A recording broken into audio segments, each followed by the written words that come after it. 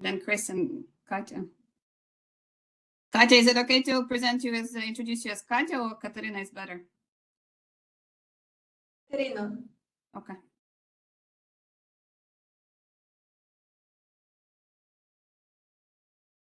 Here's Alvin. Hi, Alvin. Thanks for joining. Mike is still not on, so if you could help, would be greatly appreciated.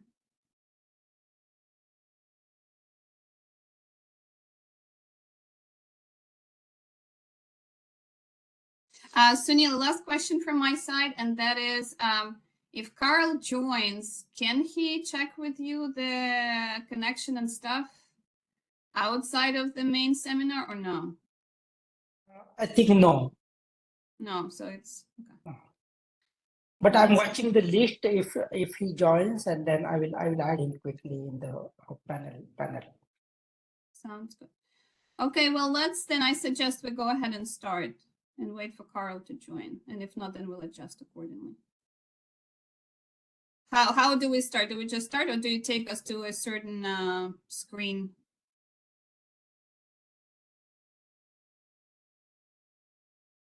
Sunil?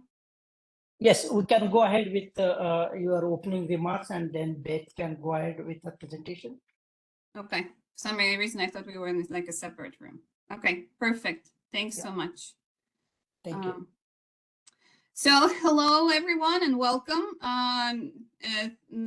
Today we'll have our webinar on the implementation of the digital agri-food traceability platforms. This webinar is the first one in the series of webinars that we are kicking off on the use of digital technologies to enhance agri-food traceability system. As we all know, digital traceability systems, they hold a huge potential to provide numerous benefits to the agri-food system. And among other things, they can improve monitoring of and response to animal disease, food safety risks, food fraud risks, facilitate access to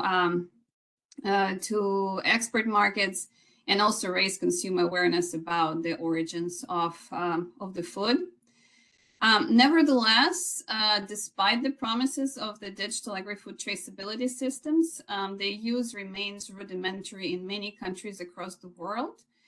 And the paper-based data management systems of reporting are still widely prevalent. There was a study that estimated that majority of the developing countries still use paper-based data management systems. And even if we look at many developed countries, digital traceability platforms remain fragmentary, incomplete, and for the most part lack interoperability. And there are quite numerous constraints for the adoption of the digital systems when it comes to traceability. Among other things, they may include institutional path-dependencies, knowledge gaps in the best practices, resource deficiencies, and then poorly demonstrated incentives to create buy-in of the users of the system. So today's webinar aims to present the knowledge on the global best practices in establishing public digital traceability platforms that can guide practitioners and policymakers as how to overcome some of the challenges that I mentioned. And today's webinar will feature 3 practical case studies on the design and implementation of well-established data platforms and digital services for agri-food traceability for livestock sectors in Australia, Uruguay, and the Netherlands. And all these case studies were prepared for our upcoming World Bank report that has the same title as our webinar today. And the report will be launched in a couple of weeks and become publicly available. And one last thing to mention before I move to housekeeping items is that when it comes to ensuring food safety, such digital traceability platforms, they represent a public good and traditionally, though not universally, are implemented by the public sector. So for example, for the case of livestock sector. And today we will hear 2 case studies about the platforms that were implemented by the public sectors, though always in cooperation with the private sector, and that would be for Australia and Uruguay. And then our last case study in the Netherlands, the implementation of such system was led by the private sector. So with this, just very few housekeeping notes before I proceed to introducing our speakers. So as I mentioned, we'll have 3 presentations, 15 minutes each, followed by the reflections of our 2 discussants from the World Bank and IFC side. I would ask for all the attendees to please keep your microphones on mute to prevent any background noise. And we will have a Q&A session after the presentations and after the discussants share their remarks. Please do type your questions as the speakers are presenting so that we have the list of questions for the Q&A. And if we have a large number of questions, then we'll ask our speakers to kindly start addressing those in the chat box as we are moving on. So with this, our first speaker is Beth Green, who is highly experienced specialist in livestock traceability for biosecurity, food safety, and market access. Her full bio is provided in the advertisement for the webinar. Here, I would just mention that from 2005, Beth has been involved in implementing traceability systems for cattle, sheep, and a number of other animals in Australia. And today she will be presenting the Australia case study. Beth, the floor is yours. Thank you. Thank you, Katerina, and hello to everybody. I will just share my screen now.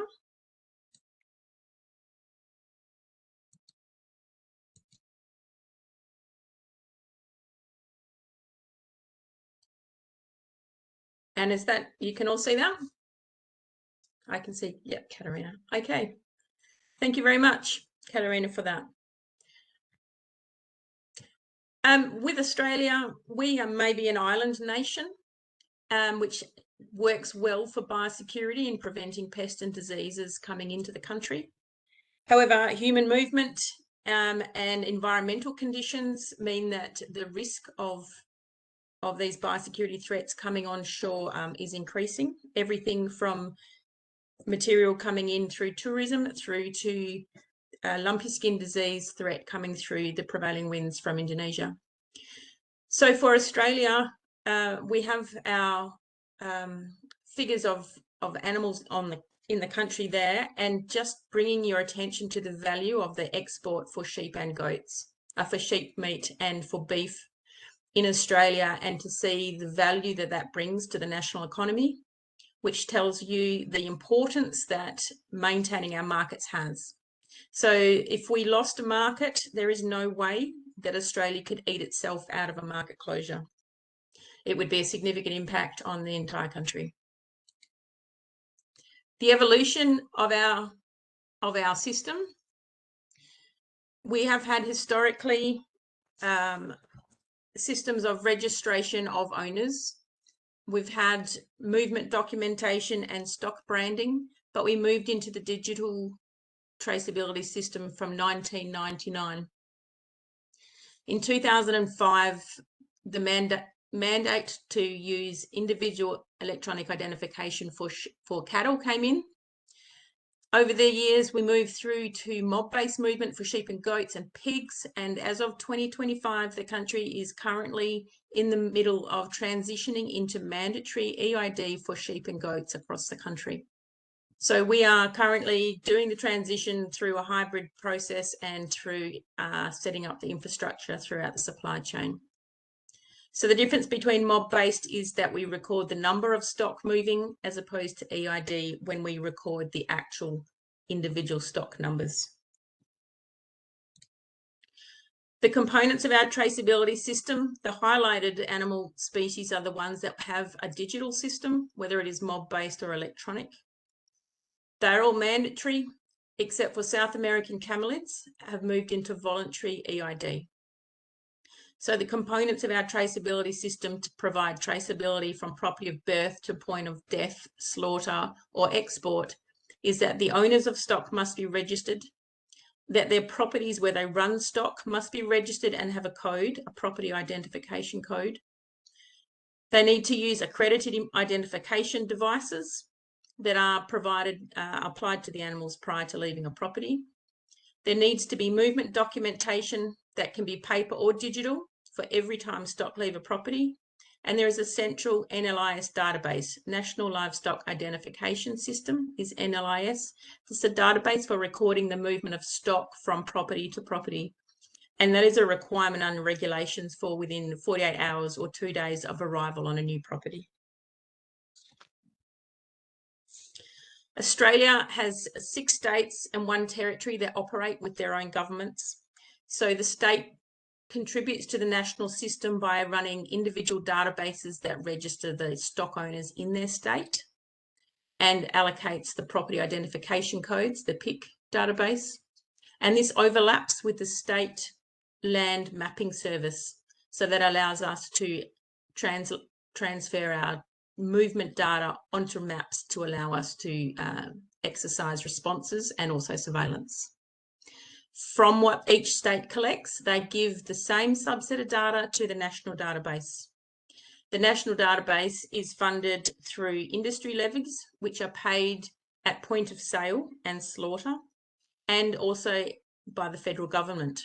So as Katerina earlier said, this is a public sector run system, but it has equal buy-in by industry as it does from the public sector.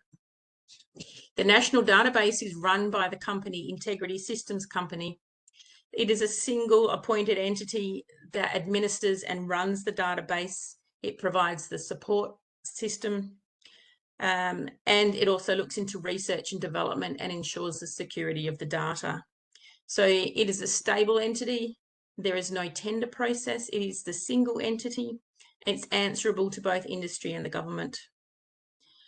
So the regulatory framework that supports our NLIS system is state or territory legislation for the movement of stock within their jurisdictions.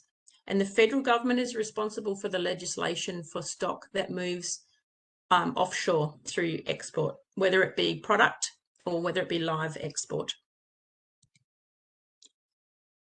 Traceability data is collected under regulation for biosecurity, food safety and market access. And there are very strict terms of use, state use agreements and the Privacy Act to protect that data and govern its use.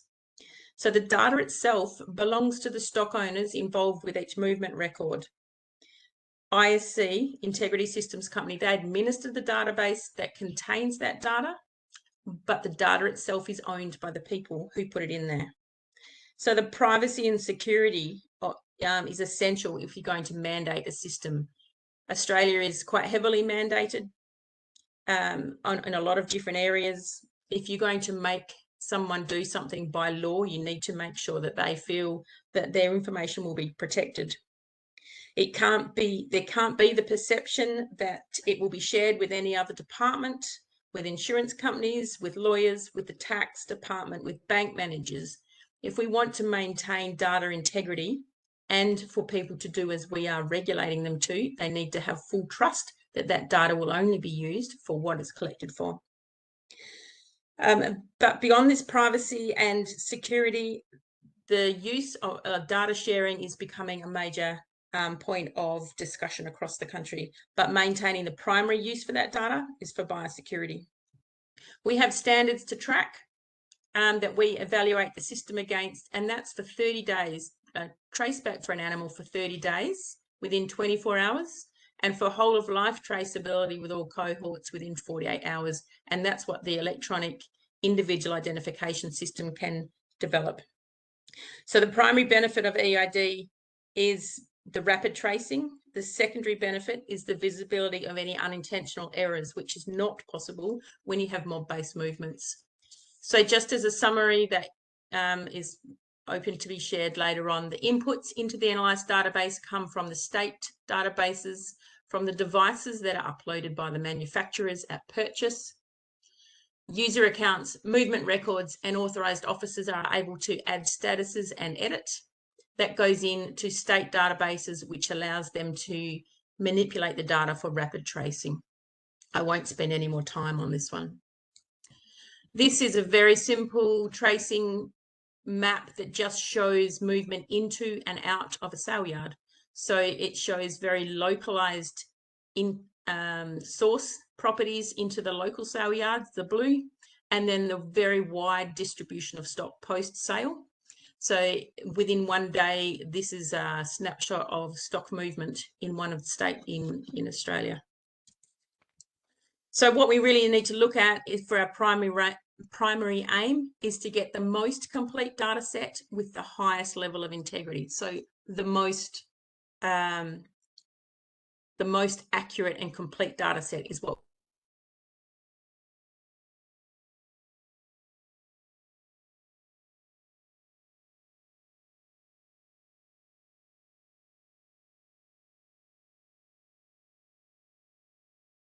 I cannot hear Beth. Is it just on my side or we dropped? database. Okay. And that means that because there are far more producers than supply chain operators, it reduces the number of people who have to actually do something, which increases the rate of compliance. We've provided multiple compliance paths as technology has developed and allowed electronic documentation. Engaging operators early means that they can get used to the system changes and digest and process and see how it will move into business as usual for them. You need to calm the fear of change and also remove the reluctance to change. When you have people who have been operating their agricultural systems for a long time and they are good at it, they don't like to feel like they don't know what they're doing, which is what happens when you introduce something new. So you need to bring it in a way that they can have time to process and accept it. And also maintaining regular visibility of what's required for compliance and to allow the support options. So they need to know the system is monitored regularly, but they also need to know that they don't have to remember everything, but they need to know where to find the help when they need it. So then the incentives to meet that, there is the big picture, insurance picture of security to consumers for the whole of life traceability and security of industry to be able to rapidly respond to an incident. So while that is what we are trying to achieve on an individual operator producer level, it's very difficult to motivate someone with that level of outcome because they can't see it day to day. So the incentives are to assist them to change through funding for devices, for infrastructure, make it as easy as possible to make the change and provide the technical service, preferably free. And there is currently free access to movement documents, which are mandated as well, but free to digital, and they pay for paper-based. Also, the incentive is to guarantee the privacy. So the life history of an animal is not available to every operator. It is only available to the authorised government officers. So each account holder who needs to upload can only access what is relevant functionality for their need. And the compliance action, if you're going to incentivize anyone to comply, it needs to be a visible and in our case, a monetary penalty for non-compliance. And there are commercial imposts if you cannot prove time on property in order to meet your export specifications. The systems we have developed is been with ongoing and extensive collaboration between state and federal governments and industry. So the private good has always been called as if industry's benefit, industry should pay. But over time, it has been more and more accepted that there is a significant public good due to the food safety and food security of the domestic and the export markets. So we can't just focus on the industry benefit. So as Katerina said earlier, there's a large public good. Using data use for production management is not a motivator to get people to participate in a traceability system. There's only ever a small percentage who will invest beyond what is the minimum they're required to do. Sorry, I was one slide behind on that. So the best practices is to have a long-term strategic development of incremental change. As I said, people who are good at what they do don't like feel like they don't know what they're doing. So if you can make the change at a rate that you assess that they can process it and incorporate it, it increases their confidence and also their capability, which then will improve their compliance and participation, trying to get the high rates of participation and the accurate input of data. Investing in operator engagement before and after, again, increases confidence and capability. But you also must only ask them to do something that is practical in their physical environment. And you can't regulate something if you can't reasonably police it. Human behaviour will always exploit the weakness. They will identify and exploit the weakness so that they only do the minimum of what they can do and get away with it. We find that with our surveillance and monitoring systems. As soon as you take your finger off the pulse and don't keep the regular monitoring and feedback to them, you can see their performance drop off if they think you're not looking, which is just standard human behaviour. So continuing on for that, the best practice and lessons learnt from our system is to implement the system as a whole. I did do some international visits last year, and you can see that if there is any support for a system, or when you generate support for change to move into digital traceability, if you regulate just the steps one at a time, you can lose that support over time, and your audience who were initially supportive end up with biosecurity fatigue because they've heard about it for a long time, but it doesn't progress quickly enough. So don't regulate the steps. Don't regulate or put a system in place until the people who need to use it can see the whole system and know what needs to be done and have to do it. So don't tell them that they must invest in tags, but the infrastructure is not there to scan them, for example, because that's a waste of their time and investment, and it also puts them off wanting to comply. Look at the big picture benefits over financial costs. One thing that Australia did was look at the price, a licensing fee to allow pigs to enter into the traceability database, compared to the most recent estimate of $80 billion over 10 years for a medium-sized foot and mouth outbreak. That license fee was minimal and should never have been something to interfere with the traceability data. So the lesson learned was that wasn't stopping. South American camelids were accepted into the system without question because the benefits were there to be seen, and the detriment of not having traceability for a foot and mouth susceptible species was far too excessive. And also, if you're going to look at improving a system, make sure that the current one continues to operate efficiently, because you cannot threaten what you have whilst looking forward to what I would call a new toy. You need to make sure what you have works and can support the system. Visiting Uruguay last year, the #1 message I got was to keep the database operating at all costs, and that is what we are doing currently in Australia as we have our database uplift program. It has a budget of $22 million from the federal government to support it, and that shows the realization of the benefit and the necessity to have a very secure and stable database. So the last slide I have here are the limitations of the current system in Australia. Remoteness is a major issue of Australia with internet access. Thank you to Starlink, it is getting much better, but you do not have to be very remote to have impacts on your telephone and internet access. It is getting better. However, then you also have those that are physically remote, where you can be 4 days away from your city. And again, it's infrastructure that can limit the use of electronic systems. To come through from that, we are working on QR codes, which will upload data once the device is back into service. Our vegetation and environment can impact tag retention. So if you come from places where the vegetation is what we call sticky, like hard, woody shrubs and trees, using a one-piece tag has higher rates of being torn out of ears than so you use a 2-piece tag. There are hock bands for goats, but you don't use them if you are in a wet, boggy area where infection and mud can be an issue. So you need to look at your vegetation and environment. We use low frequency. Our scanning rates are very high. We don't have an issue with it, but we do have to retrofit facilities to allow for, to replace the metal and avoid the electronic interference. UHF has interest, but it is not a viable alternative for us at this point in time.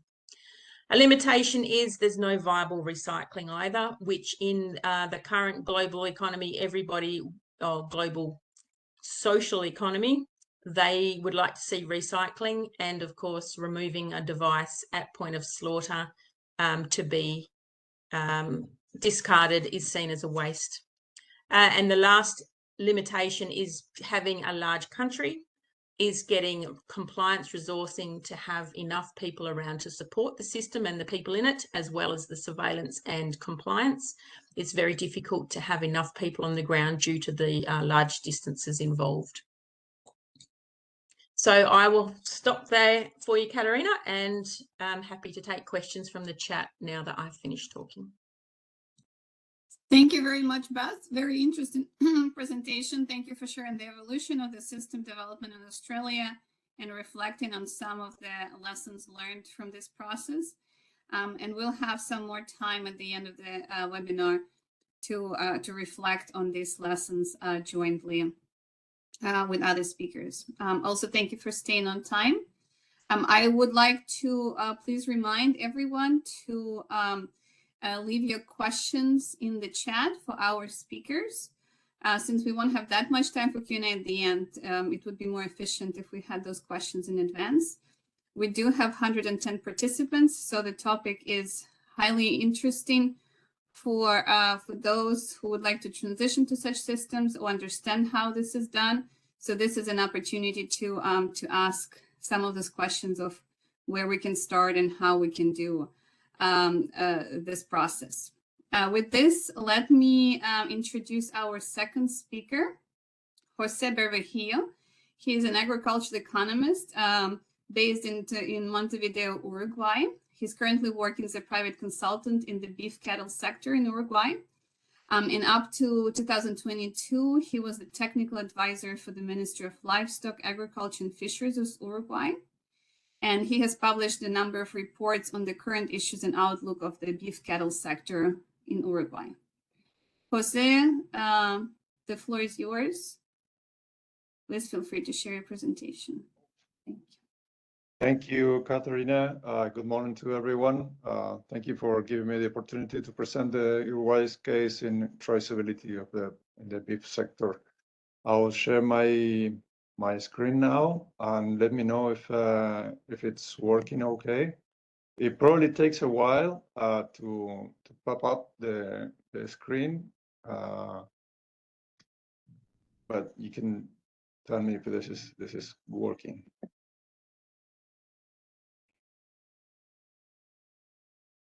Is it okay? Yeah, it's working. So good. Okay, let me just start with just a few data on the beef sector in Uruguay to give you some context. Uruguay has a herd of 12 million head of beef and dairy cattle, mostly beef. British breeds are the most common ones, and you know, Uruguay is a small country. There are 14 million hectares of grasslands and about 150 structural, I would say, feedlots. Cattle owners are around 40,000 and packing plants are 39. There are some small packing plants, but the main plants are that number. Exports, Uruguay accounts for 5% of world beef exports. The volume is around 500,000 tons, which implies revenue of $2.5 billion every year. And our major markets are China, the US, the European Union, and Israel also. Uruguay traceability system of the beef sector comprises two platforms. But it was original. I mean, the major origin of the traceability started actually in 1973 with a group traceability system. But the current traceability system is based on two platforms. One that manages the data generated at the farm level, as well as the movements of cattle. This is called the National System of Livestock Information, or SNIG. And the second platform nurtured by the data collection at the slaughterhouse level, that is known as the Electronic Information System of the beef industry. The first one is managed by the Ministry of Agriculture, and the second one by the National Institute of Meats. The individual traceability started in 2004 with a pilot program, and then in 2006 became mandatory, first to identify the calves born, started from that year, and then in 2011 it became mandatory to identify the rest of the herd. Uruguay uses a radio frequency device, ear tag, with two pieces. One that is electronic and the other one is, say, analog. The current regulatory framework says that the director of the system, the National System of Information, is appointed by the Minister of Agriculture. But there is a private consortium of private firms that works on a, say, government contract and manages the data processing. Still, the official veterinary services run the inspections on farms and processing plants. The system collects data from two types of documents. One is the annual affidavit of stocks, which every cattle owner is required to fill out, where he puts the number of animals that are under his or her management. And then a second document which is called a certificate of ownership and transportation authorization, which is required for each movement of animals between farms or between a farm and a slaughterhouse. These are the same documents that have been used since 1973. The difference is that nowadays we have electronic versions of them. And also the difference with the individual traceability is that now the movement, the certificate of ownership and transportation authorization includes the individual ID numbers in it, in the electronic version. The second platform is the meat traceability at the processing plant level. This started in 1998 with a pilot program. It at present time is used, is in place in every important packing plant that operates in the country. The system is managed by the National Institute of Meats, and it collects data from 7 posts along the processing line. Mostly data is referred to carcass weight and carcass quality assessment or grading. With respect to the incentives to participate in the system, you have to take into account that the system is mandatory, so participation does not depend on incentives in this sense, and there is no option to step out of the system. You have to be in. The original incentive to develop a more reliable and robust traceability system came from the European Union importers at some point, but that was only the original incentive. And from the standpoint of a farmer, the existence of a traceability system did not represent a clear opportunity for capturing better prices. It didn't change that. But at the same time, it required some additional workload on the farm side, on the farmer's side, because now each movement has to be certified, and each farm that if the farmer needs to obtain an authorization for movement. That implies a little bit more work on the farm side. But then, as a compensation, ear tags are delivered free of charge to everyone. I think the personal experiences of accessing a new information it now works as an incentive to improve the system. Also, the packing plants were interested in not. I mean, it would. Let me say again. Packing plants were interested in a mandatory system because a voluntary system would have generated two markets for the traced versus the not traced cattle, and that would be a problem or an inconvenience for the processors. The system can observe certain problems with the traceability, so the farmers try to improve management practices in order not to avoid those observations that the system may put on them. Also, farmers had a strong incentive to promote the meat traceability system at the plant level because of the installation of an automated and neutral system of scales and data collection would give them more warranties of the process. And the meat traceability system led to the establishment of a new protocol for the dressing process of the carcass. That was a consequence of the installment.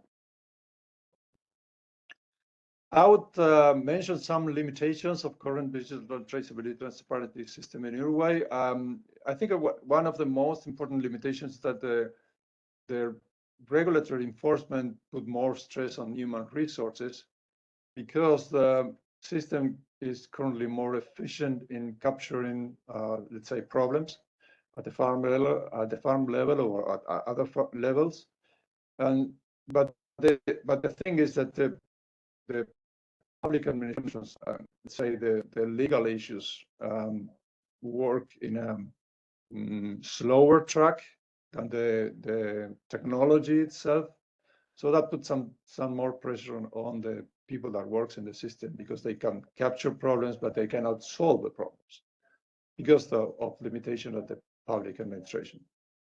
The private sector provides continuity and stability on human resources. That's something that the government cannot do because you have to capture qualified human resources in the IT sector. And this is something that the government is not well prepared to do because the wages are not competitive. The control and monitoring the means of transportation of cattle is a weak point. This could have been easily solved, but there are some decisions that are political decisions that have to be made in order to be imposed put in place, let's say. So that means control the transportation system would be very easy to monitor the points of departure and arrival of each truck that transport cattle. There's also a problem with the paper documents. We are still using paper documents, although the majority of the transactions and movements are recorded electronically, but they're still used.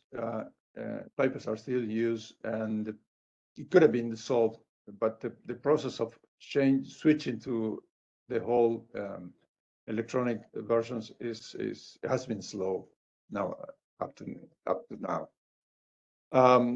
I would say that the system itself may need some fine tuning in particular aspects related to quality of the data and the process, but it's in a mature stage of development at this point.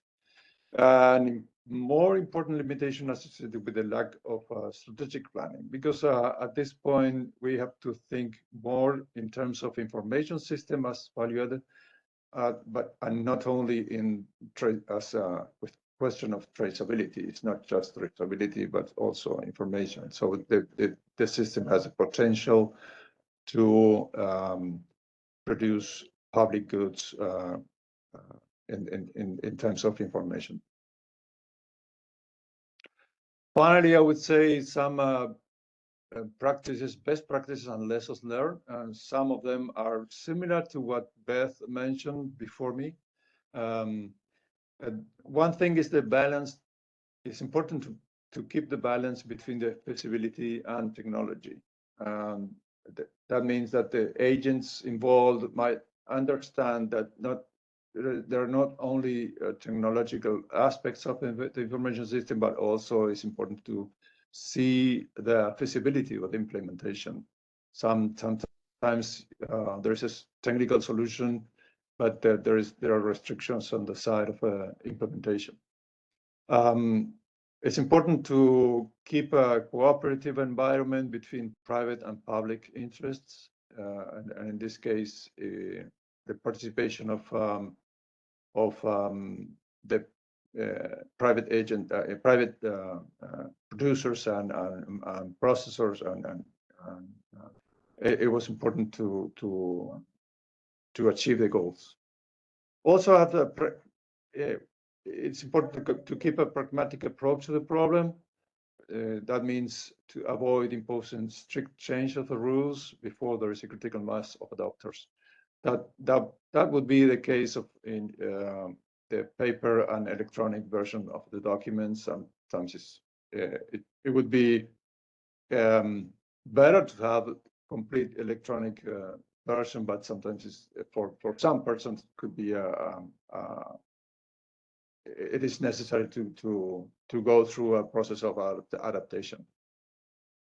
As an information system, the system is relatively simple and does not require a fundamental process of innovation. The main issue is the institutional arrangements and the strategic approach, which transcends the time period of one government administration. This is something that Uruguay has learned. There's been some changes in the institutional arrangements in the past, and this has have produced some backfired in some sense. So it is important to have a strategic approach transcending the time period of a government. A very well-established institution regarding proprietary issues. Uruguay has a very solid institutions in terms of proprietary issues, and so that gives us some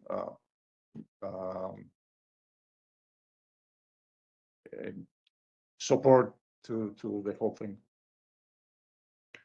Of course, Uruguay is a small country with no geographical obstacles, so it's pretty easy to have a universal connectivity, which is the case, and the affordability of scanners also is an advantage.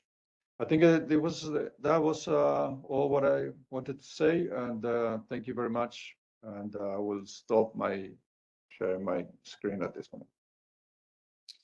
Thank you very much, Jose. Very interesting to hear about the case of Uruguay, which is especially in the World Bank circles with a famous case. So it was interesting to hear about how the system is set up and what have been some of the lessons learned. It's also interesting to see see the coherence in these lessons learned across two countries that we heard about. And as we will move on to Q&A, there's one question that I wanted for all the speakers to reflect on. So I'll just pose it now. And that is, that comes from a very practical experience. We were working in one of the client countries of the World Bank, and they wanted our guidance on setting up the digital traceability system that was very much still paper-based.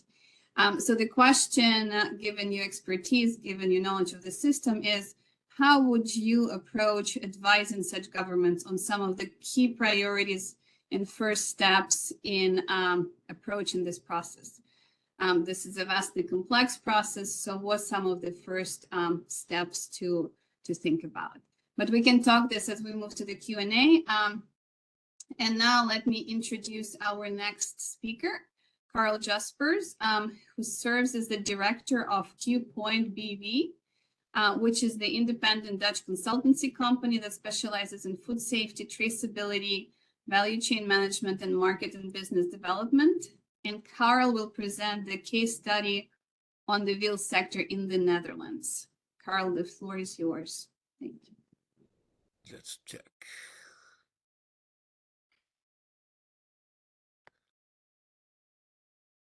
Good afternoon.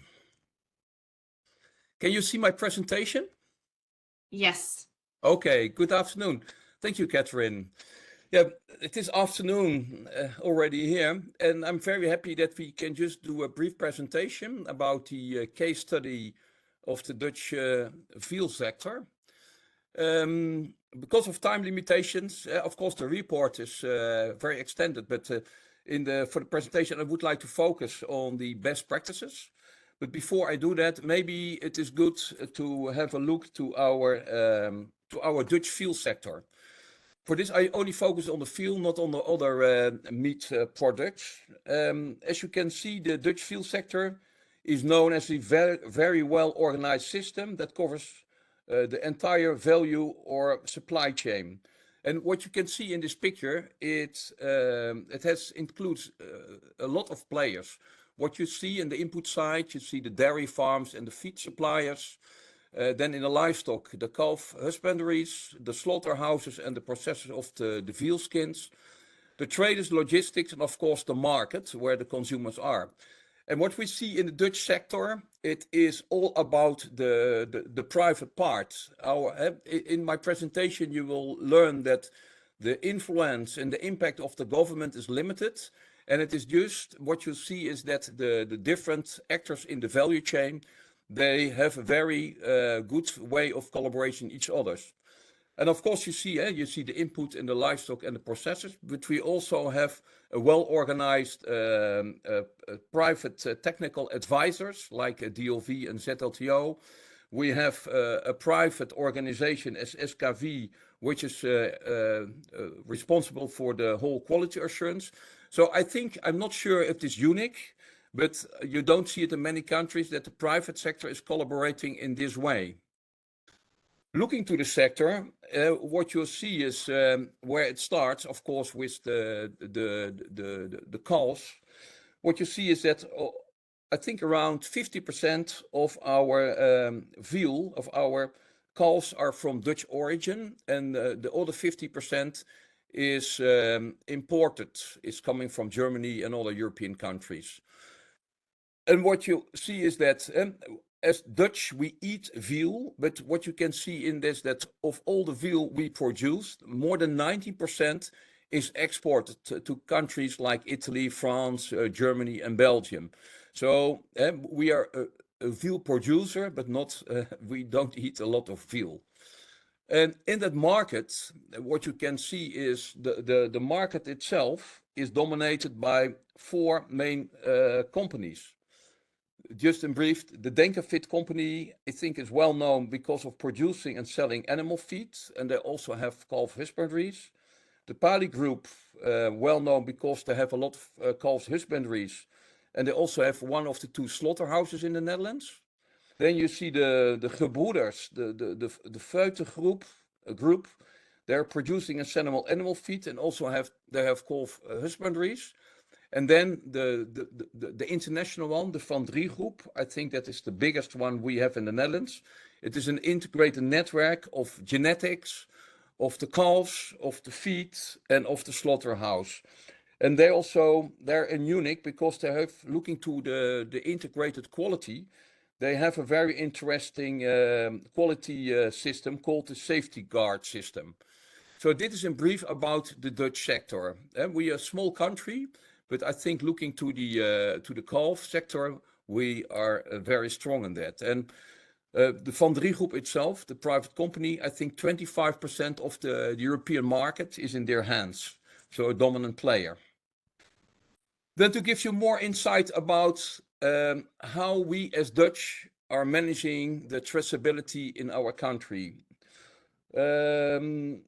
Looking to the dairy farm there, the traceability system of veal starts at the dairy farm, where within 3 days, working days after the birth of the calves, they receive an ear tag that contains identification and registration number.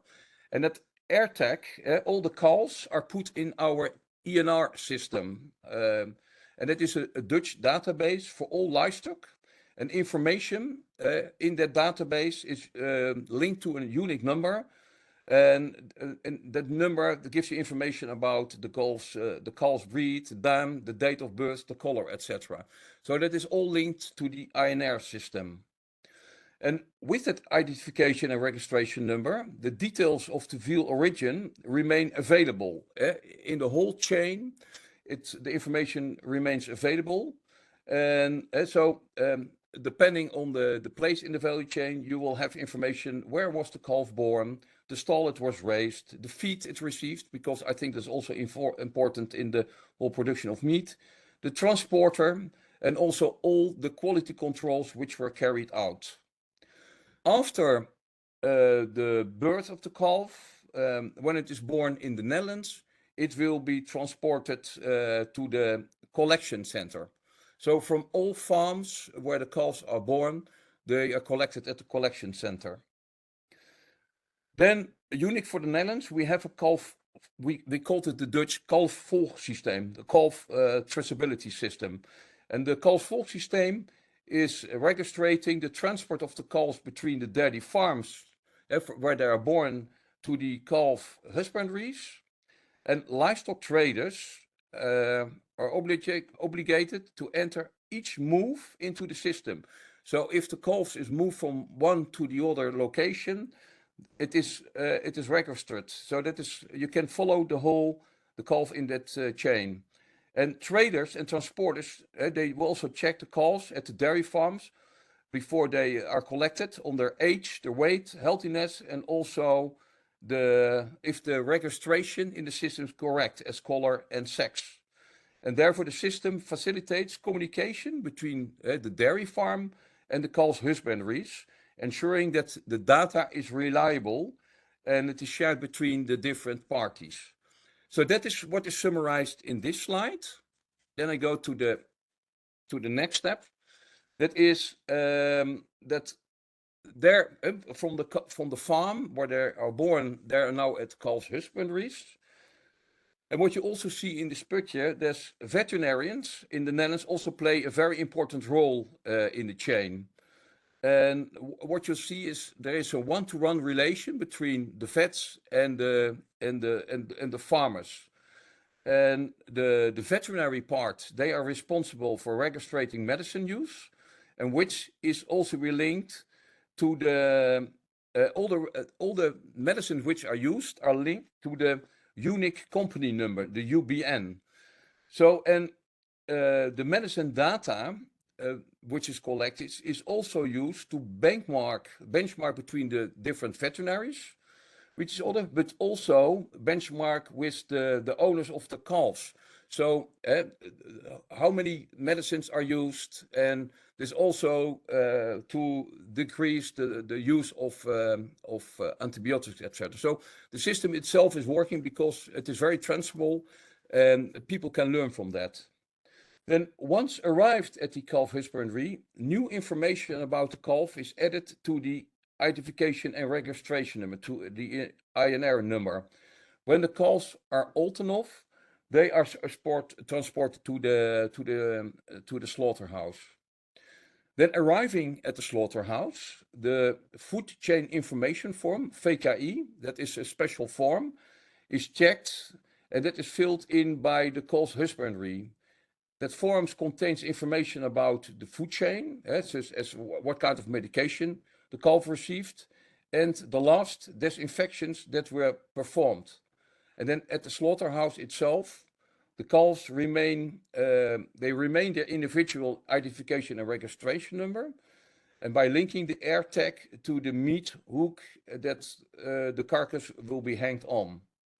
And after the slaughter, the information is printed onto a label, and that is attached to the carcass, showing again the unique ear number, information on the country of birth, and also where the calf was raised. And in the slaughterhouse, more information is linked to the number, also because they will do some quality controls and assessments as color of the meat, the percentage of meat and fat, the slaughterhouse location, of course, the classification, even the day on which the quality control assurance company SKV permitted permitted the quality certificate. And this information, what is collected, is available for all suppliers and customers to in the veal value chain. They have access to the website, and that is called the quality system Vital Kalf.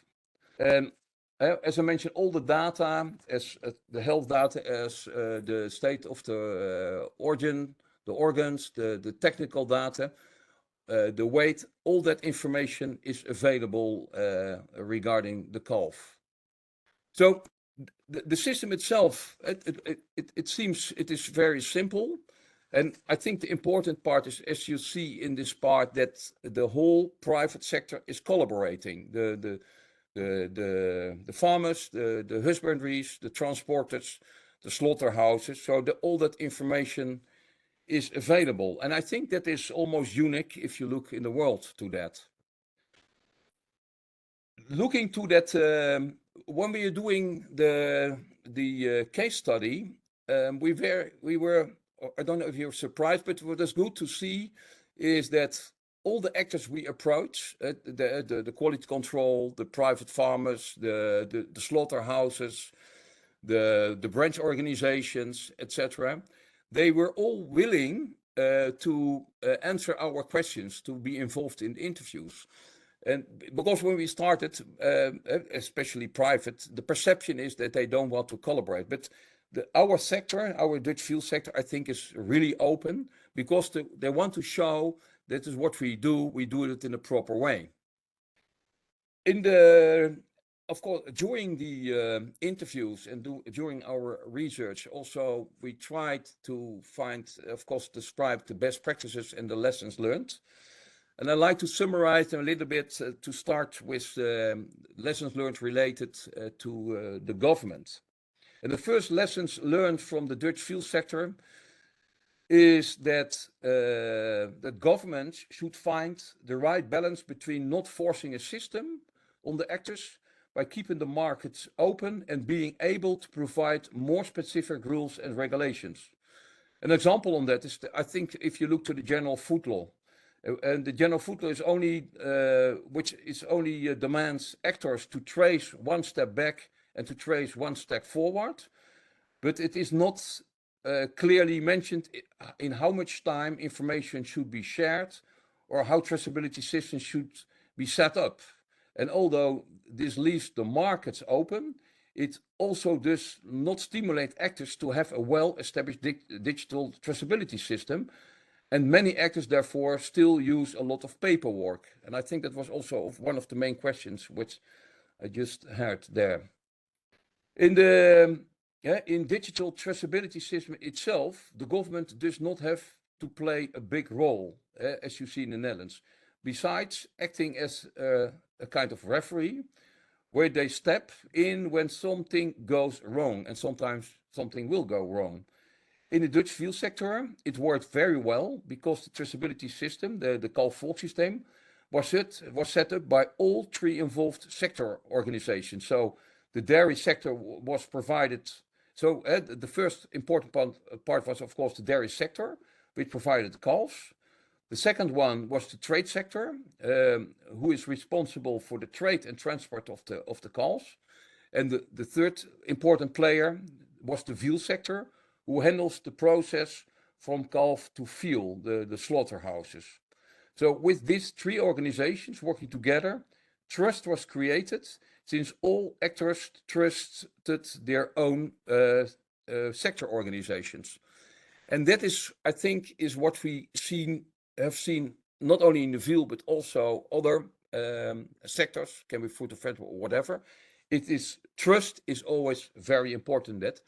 And as you see how we collaborated in the Netherlands, trust is one of the key in this case. Another best practice is related to the data sharing. The digital traceability and the Dutch digital traceability and transparency system in the Dutch veal sector works very well, as again, because trust and share common needs of the actors in our sector, in which each actor also has a clear individual incentive for sharing the received data. In the Dutch sector, this shared common needs was to improve animal welfare and health. I think 20 years ago, it was a very important issue, animal welfare and health, not only for the farmer and also for the husbandry, but for the whole value chain. It was very important to have healthy cows, to have the best quality of, at the end, of meat.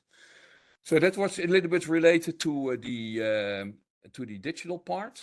Then another issue that we can share it related to technology. Looking to technology, I think it is important to think about how to make data accessible to which actors. For example, for a traceability system like Vitaal Kalf, het kalfsvolgsysteem, there is a website and an application. In the application, only those things that are frequently required are accessible, such as being able to notify a transport in the application to make the task easy to perform. So the purpose of collecting and delivering data should meet the way it can be entered or retrieved. So that is very important in that. And there should also be a clear, unique key while communicating and sharing information. In the Dutch veal sector, these clear unique keys are the identification and registration number of the individual calves and the unique company number, the UBNs for a certain farm. And in this way, data can always be linked in a way that gives meaning to the data. And it also helps in terms of data integration and having a more standardized flow of data. And another one related to technology in best practices is data portability. Data portability ensures that farmers can easily transfer data in case they are switching suppliers, for example. And this avoids the risk of data lock-in, where the data of farmers remains at the previous supplier of a certain machine or sensor. For example, safety guard, the system I already mentioned from the Van Drie Group, the quality system, entails a lot of actors in the chain. And when a company that is part of the Van Drie Group would switch suppliers or customers, there is a high likelihood that they are also part of the safety guard system, and therefore the data will still be managed in the same system, namely safety guards. Then the last one related to technology in terms of data quality, there are best practices. One of them is to have an objective and high quality data. For example, when calls are given a certain quality qualification, the handlers are trained to do so. So this is not only creates trust, but also ensures objective data as much as possible. Then the last one, developing information system, building systems. What we have learned is that setting up a new digital traceability system will cost a lot of money, and actors should be willing to invest, in this case also the private part. The cost of setting up the system are often underestimated. When we calculate, we think we can do it with this, but in practice, if you implement, it always costs a lot of more money. Individual initiatives, what we have seen, turn out to be very expensive, and therefore there's a need to initiatives on a larger scale. And in this way, investments can be split throughout the complete supply chain. And this was exactly the case for the Dutch veal sector, as the traceability system, the kalfsvolgsysteem, was set up by 3 sector organizations, as already mentioned. the dairy sector, the trade sector, and the veal sector. And because of that, not just one actor invested in the system, but all actors were involved in that. Then finally, for my presentation, for a digital traceability and transparency system to work, there should be enough resources available, such not only financial resources, but also skills and ICT systems. And that is where the government in the Netherlands or wherever can play a role by investing in ICT infrastructure, investing in research, in digitalization, and also subsidizing projects such as living labs. And by doing so, actors are stimulated and able to contribute to a digital world, and thus also to possibilities for digital traceability and transparency systems, in this case in the veal sector. As I mentioned, the whole report, what we prepared for Katarina, is available. I don't know how it will be distributed. And there, all the details will be described there. Also incentives and whatever. But because of time limitations, I just focus on this part of the best practices, and it gives you some more insight about the veal value chain in the Netherlands. So that is what I would like to share with you. Thank you. Thank you very much, Carl, for this insightful presentation. We're seeing that the issue of skills keeps arising in all three countries, ensuring that there are enough human resources to implement and run these systems. Sorry, please leave your questions for Carl in the chat. There are some already there. Carl, if you could address those as the webinar ongoing. And from my side, I would like to invite our discussants for their remarks. And we'll start with Chris Brad, who is the lead agribusiness specialist with the World Bank in the Agriculture and Food Global Practice, now based in Rome. Chris has 40 years of experience of working with public, private, and voluntary sectors all across the globe. Chris, the floor is yours. Thank you. Thank you very much, Katarina. Let me just say to Beth, Jose, and Carol, fantastic presentations and real opener. But I really want to sort of stress from where I sit in the World Bank. Of course, I'm working in the emerging economies. We're focusing on the low and the middle income countries. So we really need to get those learnings that you've all been talking about and bring them very much into our projects and programs, because traceability has become an increasing feature in our portfolio. And I'll just speak just 2 or 3 minutes because I know we're short from time. So just to highlight that the portfolio of the agricultural and food global practice at an operational level, this is our lending to low middle income countries, is $28 billion currently as a portfolio. So it's quite large. But when we look at the livestock side, we currently have about $4.5 million directly into large scale livestock programs. And traceability has become an increasing feature, within that. And we're talking about livestock across the whole of Africa and Asia. And there are huge challenges in really sort of being clear the role of the government or the public sector where we're supporting, and the role of the private sector. Because, as was said by our speakers, the public sector is very important, but there's also a tremendous amount of private sector activity going on in Uruguay, going on in Australia, and with the Dutch model as well. I mean, these are really critical partners.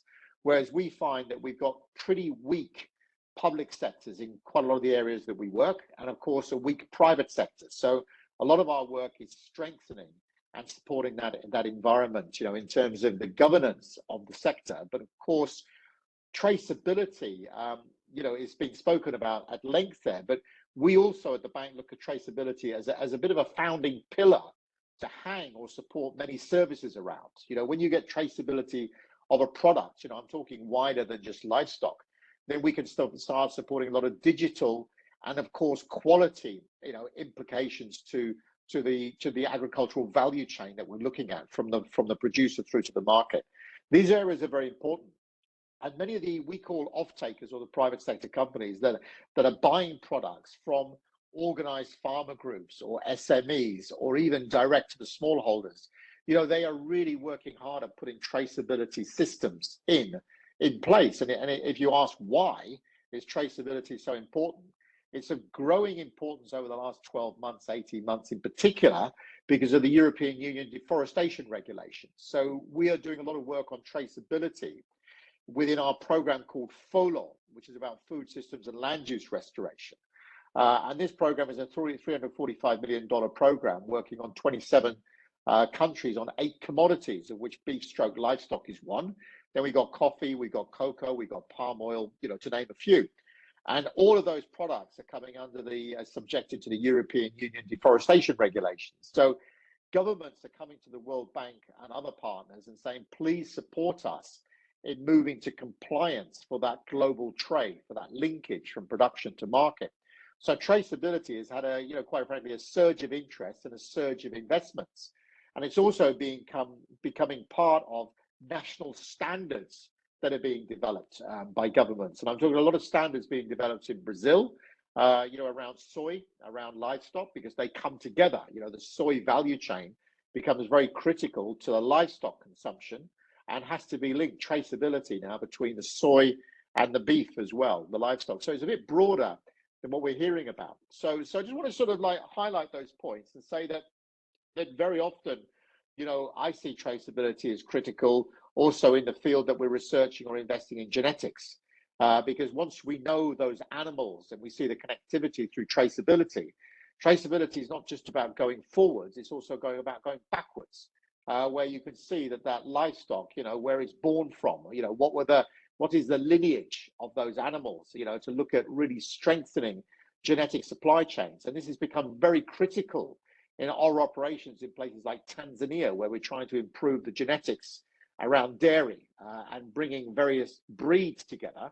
And it's very important to look at the strength of the African breeds to the strength of the European American breeds like the Friesland or the other breeds that we look at, you know, the Herefords for beef and stuff like that. So I won't go on too much there, but what was I took away very strongly from Bess was the importance of, you know, internet and connectivity, which of course we completely agree with. But you can imagine in a lot of the places we work, you know, traceability has to be underpinned through the internet or through that connectivity. But we still find it hard to move away from paper trails when we still don't have the, you know, the internet and the connectivity and the systems working as well as we should. But we are investing. So let me stop there, Katerina, in the interest of time, and thank you so much. Back to you.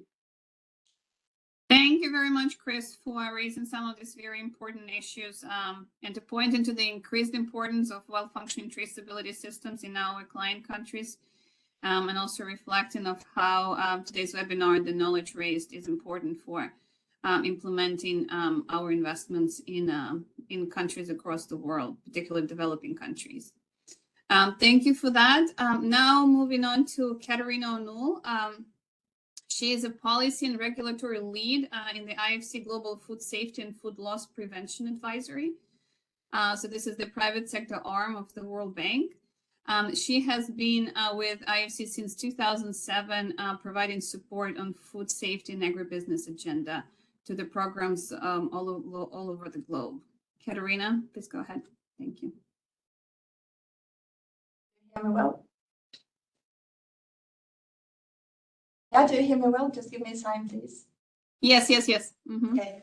So thank you very much for inviting me to this discussion. And first of all, congratulations with this excellent event and with excellent presentations, which are full of lessons that need to be learned by those countries that are thinking or planning to install digital traceability system on national level. And I think that this event is very timely because modern agricultural system, food system are facing a number of challenges.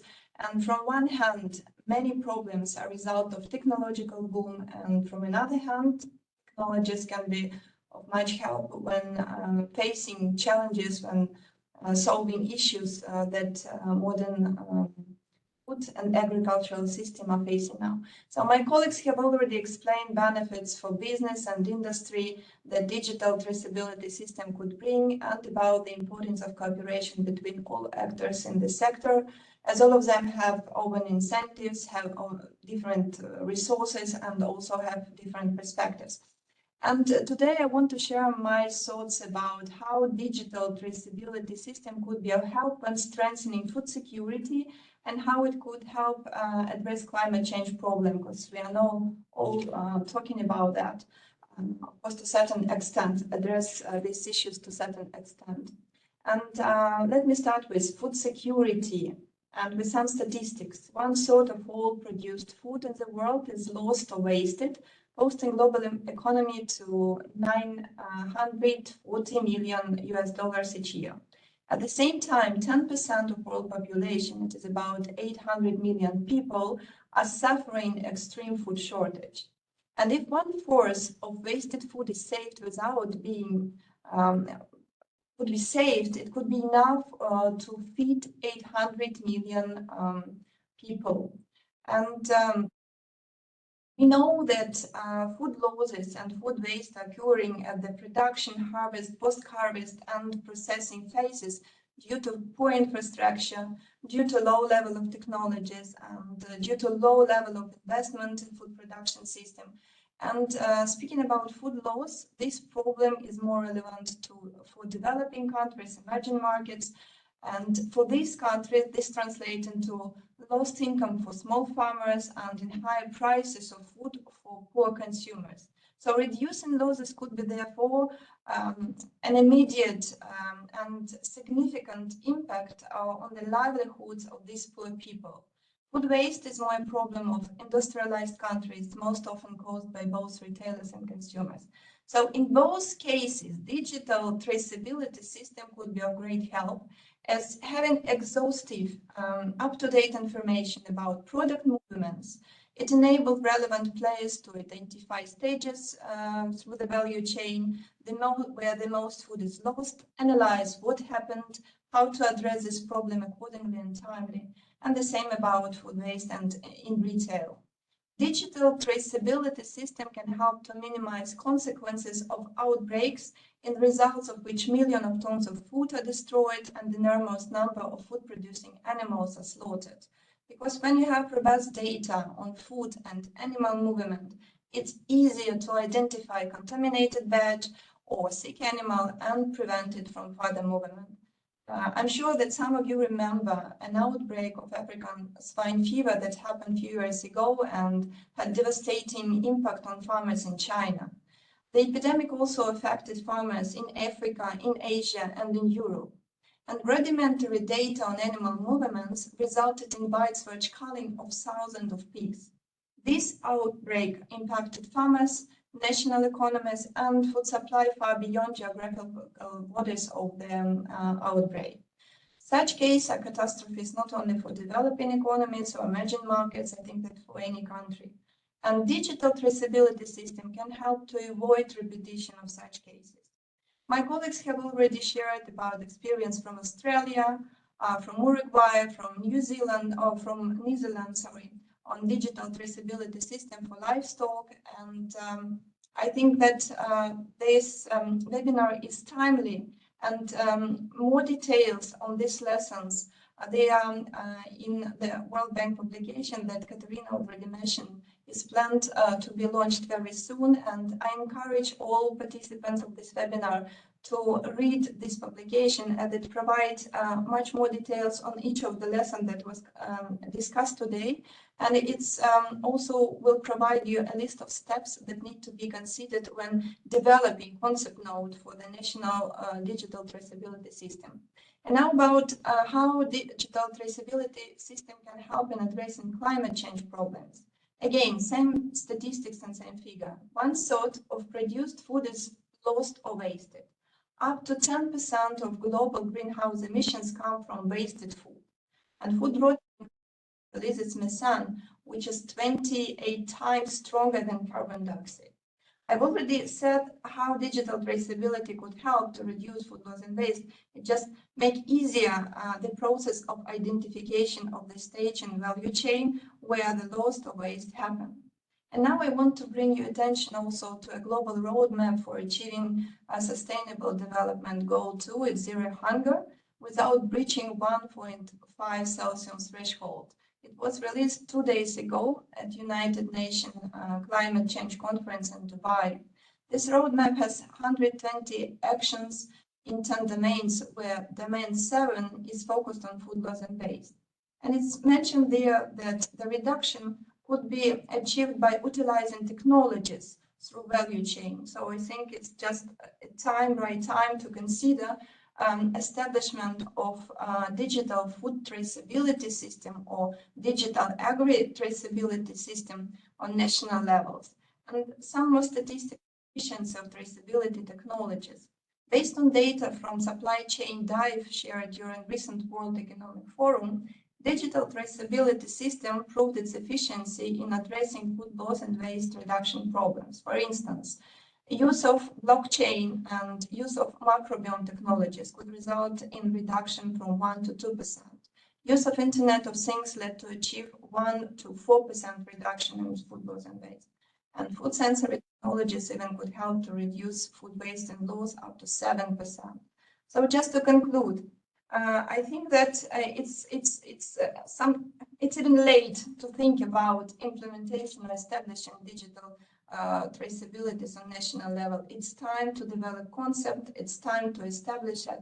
And I think that this World Bank event and the publication is a very resource that need to be considered by all policymakers who are thinking about establishing or setting up national food traceability system in their countries, because it provides a very detailed approach on elements which are to be in the system, on pitfalls that need to be avoided, and of course on benefit that each part of the process will have.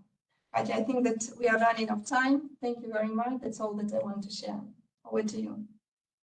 Thank you very much, Katerina. Very grateful for your insights and placing the question of and importance of traceability in the context of the broader developmental changes we're facing. And then also the urge from your side to start implementing the systems. And indeed, the report we will be launching offers practical recommendations as how and sort of step-by-step suggestions of how the systems could be put in place, what to look out for, what to focus on. So today we wanted to have this introductory webinar and primarily focus on, some of these lessons learned and best practices.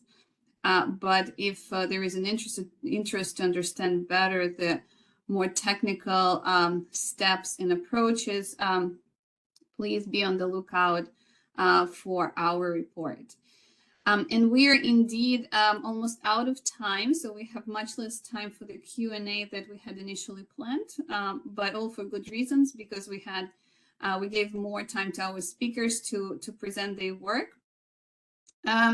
So we asked the speakers to address your questions in the chat, which I believe they did. As you may have noticed, there is one type of question that was asked in different formats to all of our speakers, and that is about the financing of the systems, the outlays from the governments, the levies on the industry, anything that the farmers need to pay.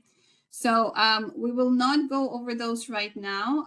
Instead, we will reflect, and it's already partially reflected in the report, but we'll further strengthen that part in the report to answer that question on the financing and costing of the systems. But with the 5 minutes left, I wanted to give the floor to our speakers one more time. And if you don't mind turning on your cameras and reflect once again to put the advisory hat on each one of you and some of your key takeaways. If you were to advise the governments of developing countries, what would be some of the initial steps you would advise them on when approaching the development of such systems in their countries? And I suggest we start with Beth, if okay with you. Katerina. All the presentations have been really, really interesting. Thank you to the other speakers and great questions. When I'm thinking about your question, the first thing that a country would need to think about is what they actually want to achieve. Are they doing food disease response traceability? Because there is a lot of data that you can collect, but you can also waste a lot of time and resources collecting data that will never actually be used. So you need to be very clear about what you're trying to achieve in the first place. And you collect the data of value and allow extra use of an extra data collection to the private sector to develop. You need to be really aware of and understand how your agricultural systems are currently operating. What is normal operating process? What do they do every day? Because that's what you're going to impact. So are there activities they do that you need to discourage because they're actually risky? Are there ways that you can build in the beginnings of a traceability system into what they're already doing, so you minimize the change and you integrate it in steps so that you can bring them along and build in a logical way rather than give them a whole bunch of change all at once. You have to provide some sort of assistance to get them into the system and to understand, make it technology neutral or minimal change for the majority. Make sure the equipment is accessible that you need. And if you are going to try for disease traceability, I really feel that a mandatory system is required. Otherwise, you don't get the participation and data that you need. You don't know who is not participating when it's a voluntary system. And I'll leave that for the other two, perhaps for the next few minutes. Thank you. Thank you so much. Appreciate it, Beth. Jose, we'll move to you. We have 2 minutes left, so we can overrun a little bit, but yeah, we don't have that much time, unfortunately. Over to you. Yeah, I would agree with Beth, what she just said. I would just stress a couple of points. One is property rights. It's important for the system to work properly, to have very clearly established institutions in terms of proprietary things. Otherwise, it doesn't work. And the other thing is the other issue is you can switch from paper to electronic in just one movement, but that is probably not the best solution. And so you have to be very gradual, and up to a certain point, you need to keep both systems, the traditional paperwork and the digital versions. But in order to innovate in this technology of traceability, at the end of the day, you have to go through an electronic system, and that point that puts some restrictions on how you do it and how can you do it. Thank you. Thank you so much, Jose. And Carl, over to you for the final remarks. Thank you. 1 minute. I think whatever you do, it is all about trust. And that is what we have learned. So what we always advise, government and private sector, sit together. Have a kind of what we can say, a joint vision. How do we see the future on that? Why are we going to share? What are we going to share? How are all that kind of questions? You should discuss it together, because you can develop whatever you want, but as long you don't collaborate with the public and private partners and you don't trust each other, you can have whatever kind of system, it is not working. So sitting together and start a conversation. Thank you. Thank you so much. I feel like that was a perfect wrap up to today's webinar. I would like to thank once again our speakers and discussants for this interesting for the interesting insights and sharing the knowledge on the best practices and lessons learned in setting up digital agri-food traceability systems. Once again, stay tuned for our report that would offer many more details. And as the last remark, this was a webinar in the What's Cooking series of webinars that our team regularly organizes. And Sunil shared the link to the webinar in the chat. All the webinars are recorded, and we also will share the presentations with the participants. Thank you again, and enjoy the rest of your day. Thank you. Bye-bye. Goodbye to all.